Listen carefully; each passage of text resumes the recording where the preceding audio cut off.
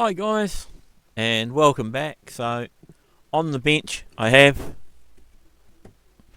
this is a Bondwell 16, and this is one that's come down from up north, and you can tell the difference between the Bondwells,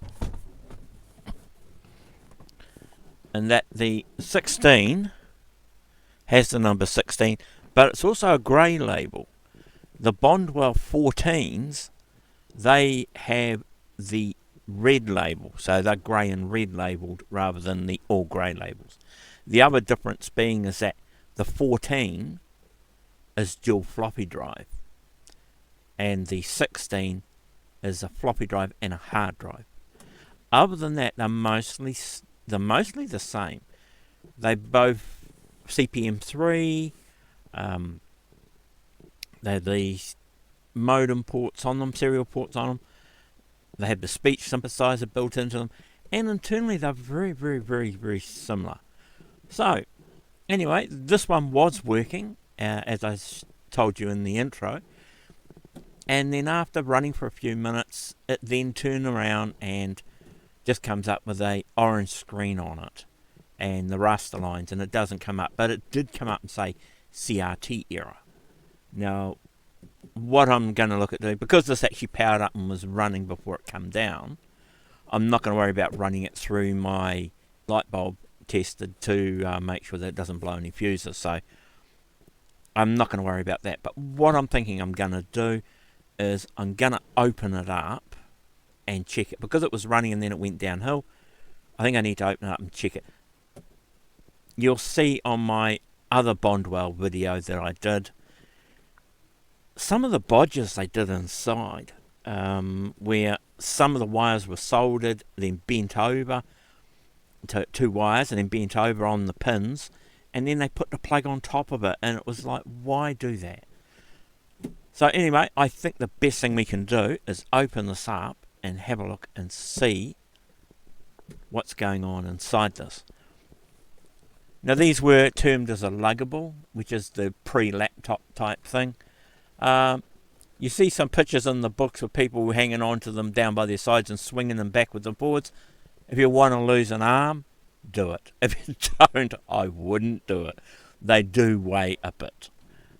So anyway, to undo the Bondwells, there's two clips on the side, and they pop out at the back, and then they rock forward and unclip, and the keyboard comes off. I will see if I can get you a better picture of this.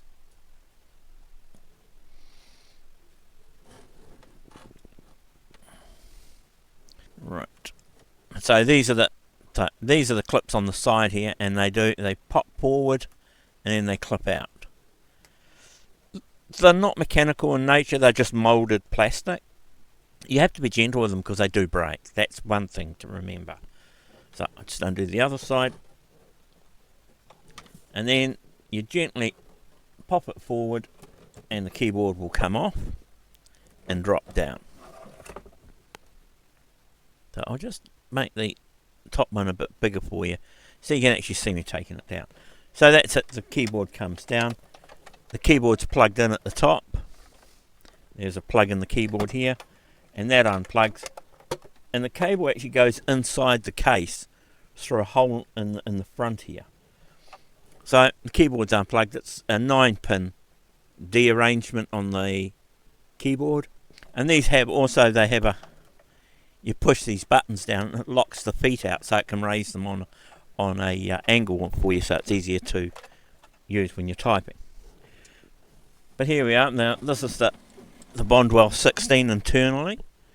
So this is what they look like inside, and so you have your hard drive down the bottom here, and then that's your floppy. It's 320k, I think it is. And then on the top they have power, on, off, and reset. And on the side here they have brightness and contrast for the screen. And the nice thing with these, as opposed to like the Osbornes and that came out in their day, they were a bigger screen. The orange screens, which these are, were better to see, but the orange does over time hurt your eyes. So a lot of people didn't like them. A lot of people preferred the green screen because the green screen was not so hard on your eyes and you didn't get the sore eyes that you do from the phosphorus on the monitor screen. But anyway, what we'll do is we will spin this around. I will just pop that cable in, because the other thing we've got to do is this cable's got to go through and out, because this cover comes off the front, so we've got to do that. So I might have to do that off screen and take the screws out, but we'll turn this around. So from there you can actually see a better picture of it. So the hard drive down the bottom, the floppy drive, and over here is your resetting your power. And on this side here, there's your brightness contrast, and that's where the keyboard cable is. So when the front goes on, that goes inside and sits in there from the keyboard. But when you take this apart, that goes right the way through in there and inside. And in the back here, you open this up, and in here is where your power cord sits. There's a composite out port on it. Let's swing that around. You can see that on the big screen. I'll make this one a bit smaller. So, as you can see on here, there's the composite. It's 9-pin serial. And then there'll be the two modem, or phone line and a modem plug. And then that's the printer port. And of course this is where the power lead sits. And that was made that way so you could close that and keep everything in, and it was truly portable. You could take it anywhere. So what I will do is I will go through and I'll pop the cord out and I'll undo the screws on this, and then we'll look at opening this up and having a look to see if we can find out what's going on inside this. Because I'm picking that there's something inside here that's got an issue, so we do need to take it apart and have a look. Alright, so I will do that and then we'll come back to it when I take it apart. Okay, so I went to undo this, and I was shining my light that you can see on the top one there down the holes to see where the screws were, and I found this in one of the holes, and there's another one in one of the other holes, and these are a green bead. So where they've come from, I have no idea. So what you find in these things, I tell you. Anyway, we will carry on.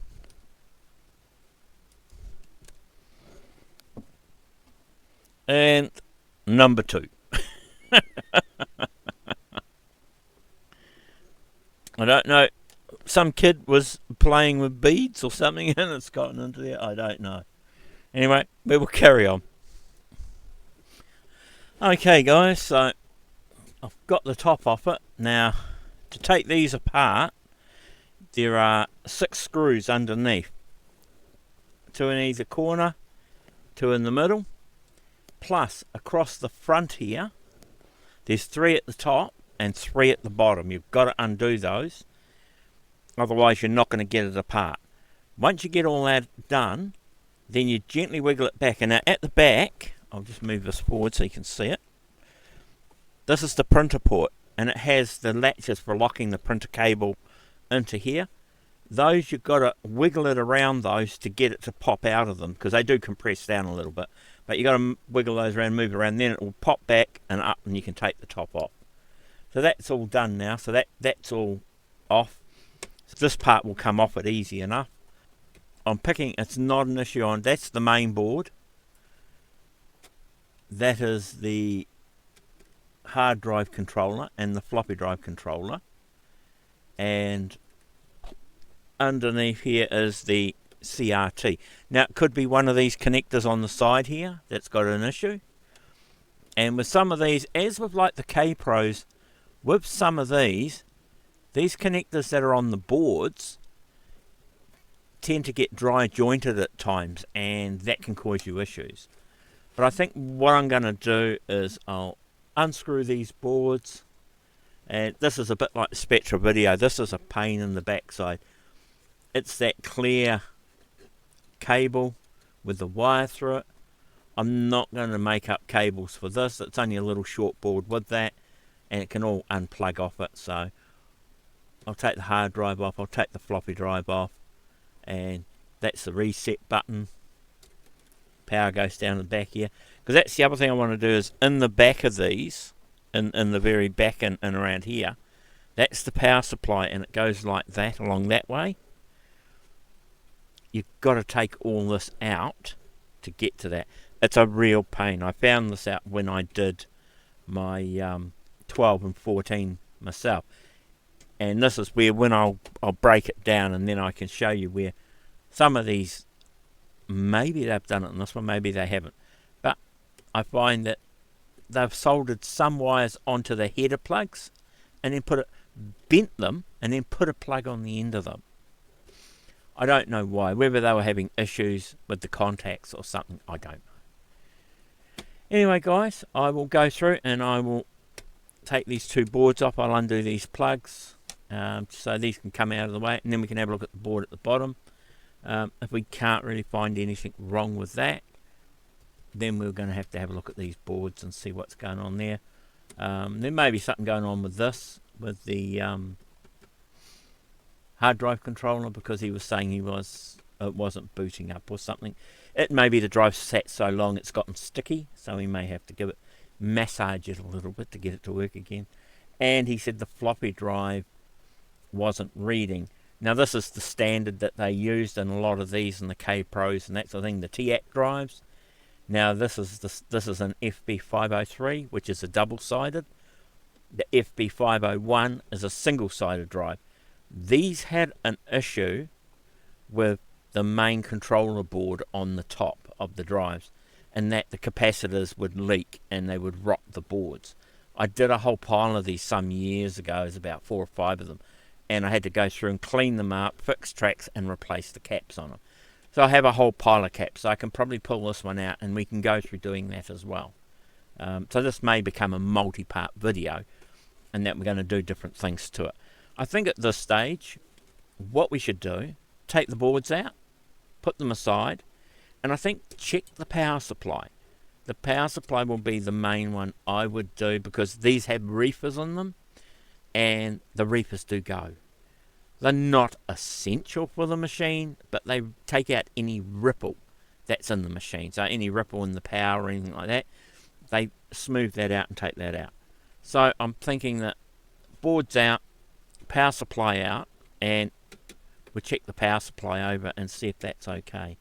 I mean, the machine's powering on to a point, but one of the rails could be down. Alright guys, so I will get onto that and remove these boards. So far I've put everything into one of my little boxes that I showed you the other week.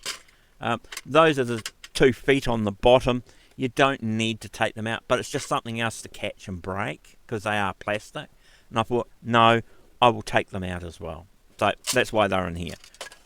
So all those are in there, and I'm now going to take these 2 boards out so I can get into the rest of this. Alright, I'll get on with it.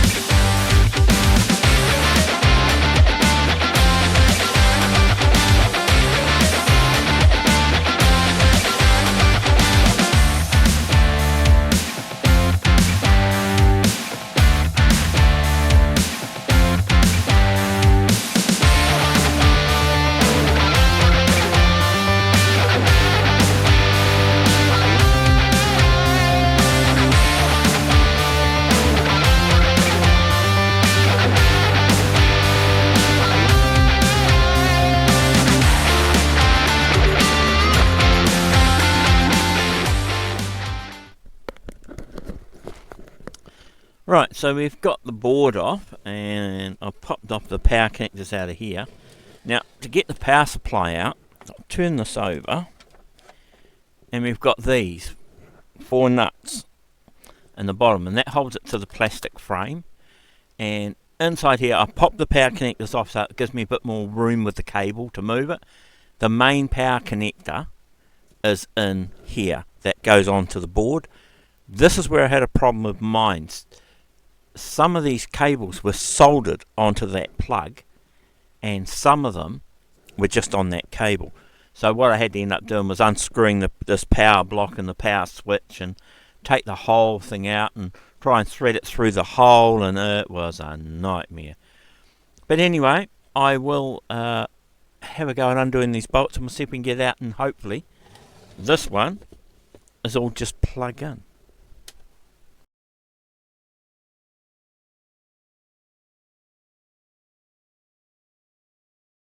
And one thing I must say is that I don't think anyone's been in here since it was made, because all of the enamel paint on the screws and that is still on it, so that it hasn't been broken or taken off.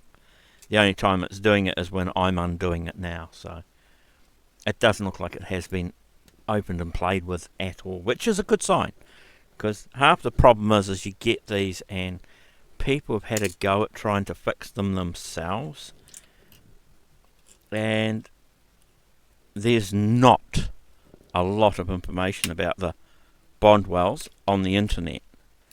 I jumped online, and I'm not sure where I put my last set of manuals for the Bondwell for the schematics for the boards, so I went online and re-downloaded them. And when I went online to have a look for schematics and stuff like that, I found my original post about the Bondwell and the issues I was having with it pre-COVID times. Well, as COVID hit, actually. And that was the first hit that Google gave me on it. So that just goes to show how much information there is about these machines on the internet. There are a few people who still have problems with them and are looking for information, and I do belong to the Vintage Computer Forum on the internet, and there's a page I started on there about it when I first had the issues, and I went there to have a look to see what it was, because I couldn't remember that I'd put something up on there. So I jumped on and had a look, and there was someone on there looking for information, and I've got a set of discs I got from the States from a chappie that sent me for resetting these up, for the 16s up, because my one, the hard drive, wouldn't work at all. And he sent them out to me, so I had the disc set, and someone was looking for a set of them.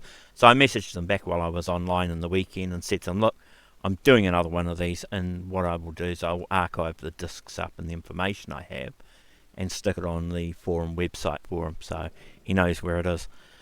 Alright, so I will now carry on with this, and I will find this bolt I've just dropped on the floor.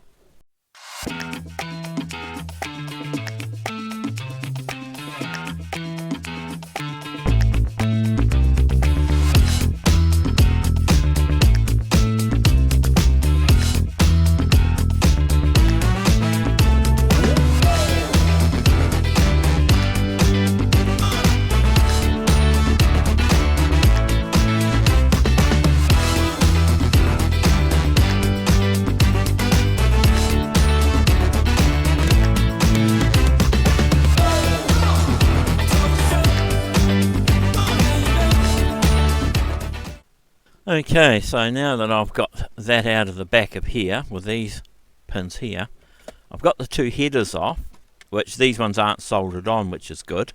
Now I marked the end for the big one so I know which way round it goes. And the little one's pretty much straightforward because of the way the header pins go on. These have a tapered edge on them.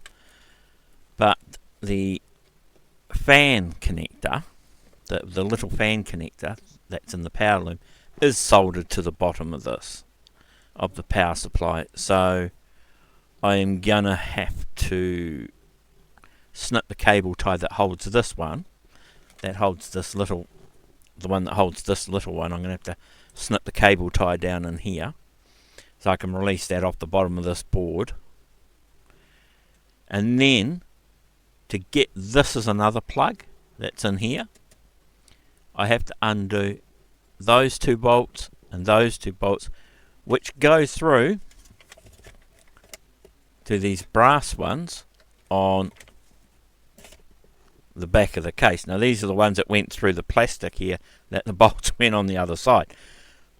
as I said, the way it was put together, I mean, I could understand it being a luggable. They want to make sure that nothing can move around in short, but yeah, a lot of work. So, but these two red wires go to the power switch, so it's a real pain. But this one, yeah, they have not soldered any of these wires onto this, which is good. So, whether the other one they had issues, and they've done that because they had issues with the connectors, could have been a problem. But the power supply looks pretty tidy, but I want to check it. So I'm going to have to get a socket for these because I've got to go down through the inside of that to undo them. So I'm going to have to get a socket to go down inside those to the board. Or if I can find a little spanner to go through the hole in the side and hold it, maybe would be the other way. But I think if I can get a socket to go down into there, it'd be easier to undo it. Alright, I'll do that and see how far I can get with it.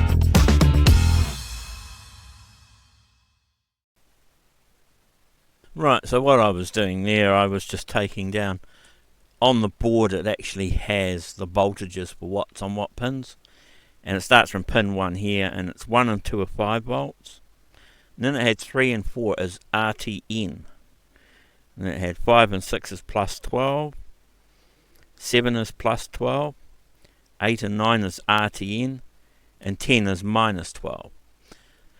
And I wasn't sure what the RTN until I looked at the connector for the fan, and that goes to 12 volts and ground. So the RTNs are just the ground returns. That's what they are on it. So I've done that, and then because this one here is just your mains in, it's your live, your neutral, and your ground in. So that's why it's a 3-coloured wire. Right, so, but this looks fine. I checked all the capacitors. The capacitors seem okay. I checked all the transistors. They look all okay. The regulator I haven't bothered with because this is powering the screen up, so that's fine.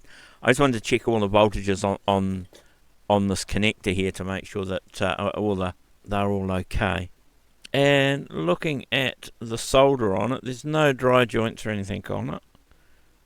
I think all that side of it is all fine. So now with this out the way, it might be to have a look at the video board and see what's going on with that.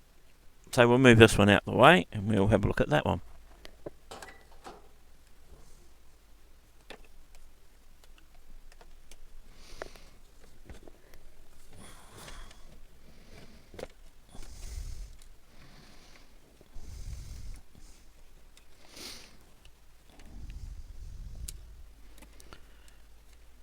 Okay, now the video board has, the plugs are all soldered onto it as well. The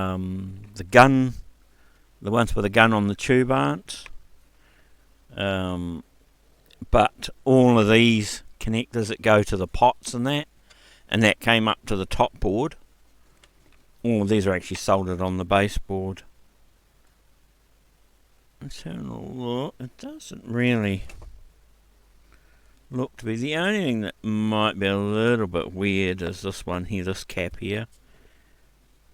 The others look like they're all fairly much solid topped ones, so they shouldn't really give us any issues.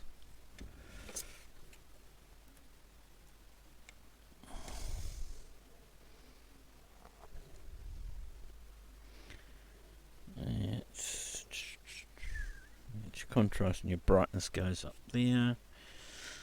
So I'm just wondering, could put something on top here and put the power supply back on here and plug it in and see if this will fire up. Doesn't really look like anything else is wrong. As I said, that looks like the only thing that might be a little bit iffy. All the others seem to look okay. And with this stuff off too, I'll be able to see if the tube's working properly. Well, it lights up, but nothing comes up on it. Alright, I think we will do that. The machine looks really tidy, as if it hasn't had much use at all. I am wondering whether there is anything going on with this. The adjuster's there for vertical and horizontal as well, so if I need to do the horizontal hold or the vertical in or size, I can adjust those while that power supply is out. The only other thing it could be is it could be a transistor on here. There's a couple of them on the board. There's an IC, socketed IC as well. That could be an issue. So yeah, I might put the power supply and drop the board back on and fire it up and see if we get any life out of it, I think that might be the next step. The fan that was running off the power supply is the one that runs off of this. That's only to circulate air through the system so that things didn't overheat because of being an enclosed unit. Now I wonder if I'll leave the floppy and the hard drive unplugged. I have known in the past that some of these units, they tend to, if the hard drive or the floppy drives go on them, they tend to draw so much power that the rest of it won't start up. So I might leave that out and we will give this a go. I think the power supply is fine, so I'm going to I think I'll put the power supply back together. I've got to put this brass standoff back in first and then put it all back in, because I think the rest of this is fine. If it's going to be anywhere, it's going to be on that video board for the video side of things. And I do know that, like with the Apple, if the pots go on the brightness and contrast, if they go open circuit, you'll get nothing on the screen either when they actually pack up. So if one of those has got an issue, that could be why we're not getting anything on the screen either. So this might have been just an exercise on how to pull one of these apart. We'll find out. So I'll get this back in. Oh no, I've got to put that connector on. That's right, I've got to put this power connector on to turn it on and off first. That has to go on before we put it back in. And that's just a power switch. That's just one end in, one end out. It comes from this down to there and it comes back out again. So it's just going to the switch to turn the whole unit on and off. It's only switching the hot side. It would be nice if they'd actually put these up here. And that way you don't have to cut cable ties and things. But never mind. We do what we have to do. Get that in there and that in there.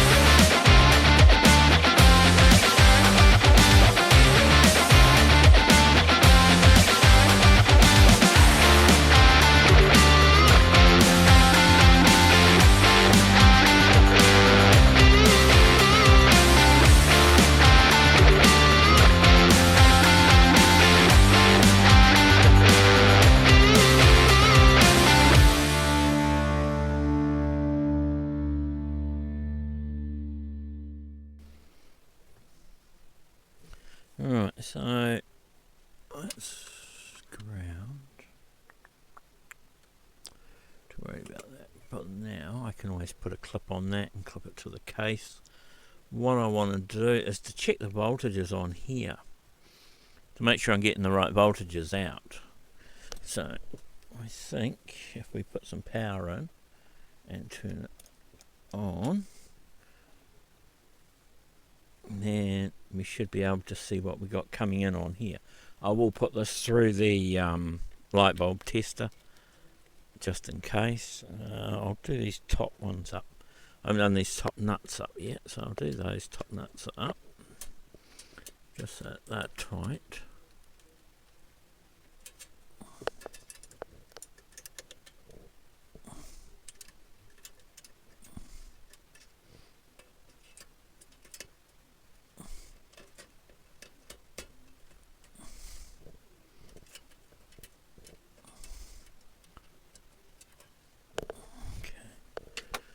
Right, I think if we drop some power into this and the multimeter, we should be able to check what voltages we have coming out. And we should only be 5 volts, 12 and minus 12 coming out.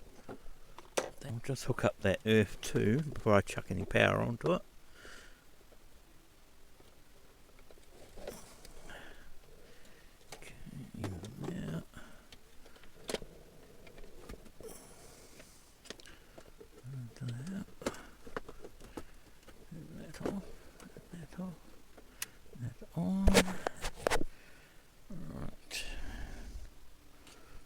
Clip so I can go from that to here, just to earth it.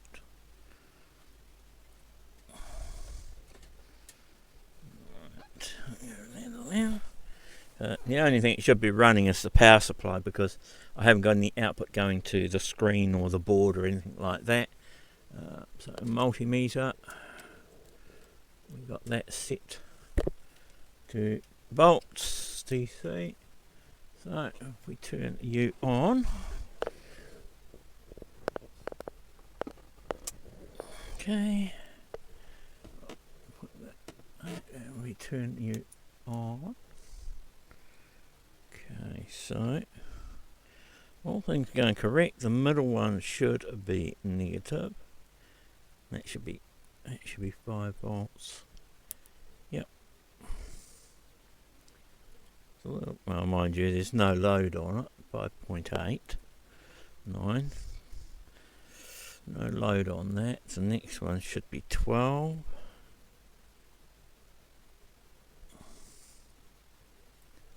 15. 15. Should be ground, and that should be minus 12. Well, that reads okay at minus 12. It's okay at minus 12.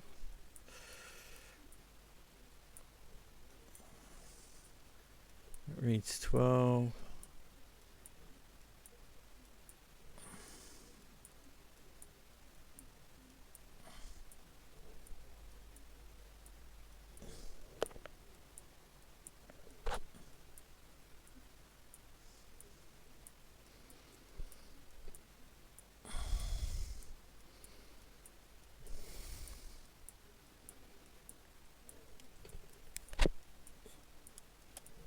I think that's a little bit like the Apple Mac was, because there's no load on it. It's not actually firing up properly on the voltage rails. It was alright, and then it went up to 15 volts, so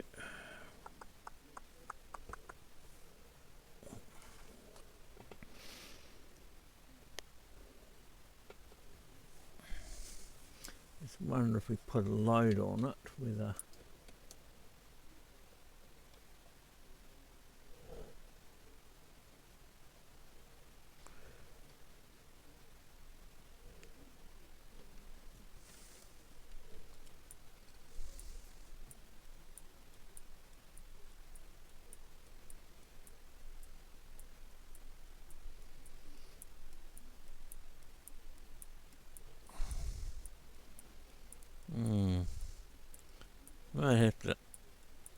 checked okay. That rail's fine, that 12 volt rail's fine. That one's jumping around. And that one's jumping around. And the 5 volt rail's jumping around. Sounds like something switching on and off. It could be because there's no load. I'm not 100% sure on that, but what we can do, I'm not plugging the board in, I'll plug this in and see, and maybe the floppy or the hard drive, well, the floppy's plugged in still, I think. No, it's not. So I can plug the floppy or the hard drive or both in, and they will put some draw on the power supply, and we can always see if that stops that ticking.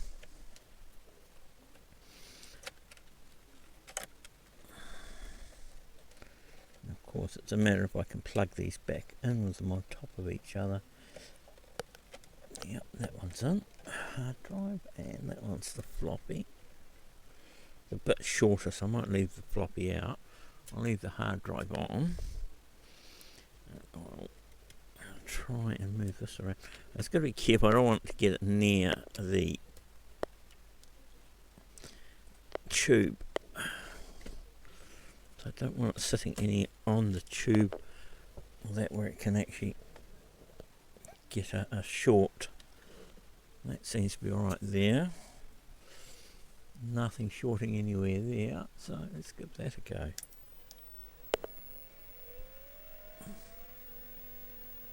The hard drive's starting up, but the board's not on, so there's nothing. And we are getting an orange screen. I can put my hand in front of the screen and I actually see the screen is orange. So it is powering up and it's not making that ticking noise. So as I was thinking before, that is possibly because it didn't have any load on the power supply and it wasn't able to start up. So I think our next option will be to put the power supply back in, because we know the power supply is good. Screw it back in and take a look at the board and see if the board's got an issue somewhere. That will be our next option, I think. But what I might do, guys, I will sort this out, and I think this is far enough for us for part 1. We know we have a good power supply. The hard drive spins up, which is good. So I think I will finish this one here, and what we'll do is I'll pop this power supply back in, and we'll get it all ready for the next video, and we'll look at the board and see if the board has got an issue or not. And if we can get it to boot up, then the other thing we can do from there would be the floppy and the hard drive. And as I was saying, the hard drive can spin up because there's 2 separate motors. One's the platter motor, which spins the platters inside it, which has the data on it. And the other one's the head-seeking motors, which actually, when this spins up, it should automatically do a head seek and make sure that everything is okay. Some of the early ones didn't. They need the controller board to do that, so I don't know. But if the stepper motor is stuck, and that's the one that moves in and out to read the sectors on the discs, then it's not going to read anything because it's just going to stay jammed and it will come up with a hard drive error. So I think what we need to do is to pop this back in, and then I think put the board on and we give it a test fire and see what we get. Could have been a bad connector, who knows. Alright, so I will see you in part 2, and we will have a look at the board and see if we get it working with the board. Alright, until next time, guys, stay safe, and as I always say, have a good day, have a great week, and until next time, ciao.